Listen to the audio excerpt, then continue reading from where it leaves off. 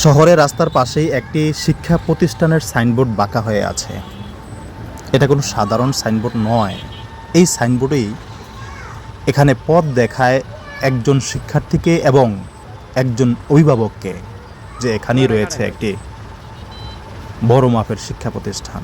আর সেই সাইনবোর্ডটি যখন বাঁকা হয়ে পড়ে আছে সেটা আমি চেষ্টা করতেছি এই সাইনবোর্ডটাকে পরিপূর্ণ সোজা করে দেওয়ার জন্য এবং নিচে যে ঝোপঝাড় রয়েছে মোটামুটি ঝোপঝাড়গুলো পরিষ্কার করে দেওয়ার জন্য আমি বারবার সেটা দাঁড় করানোর চেষ্টা করতেছি, কিন্তু গোড়ায় মাটি না থাকার কারণে সাইনবোর্ডটা বারবার পড়ে যাচ্ছিল। তো এই মুরব্বি এসে দেখুন কতক্ষণ বকবক করলো যে এগুলো কেন সাফ করতেছেন, কেন এগুলো করতেছেন। তা আমি ওনাকে বোঝানোর চেষ্টা করতেছি যে জাস্ট সাইনবোর্ডটা একটু সোজা করে দিচ্ছি আমি।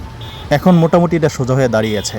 চলুন আমরা সকলেই দেশকে ভালোবাসি, যারা এই দেশটাকে ভালোবাসে তাদেরকে আমরা ভালোবাসি।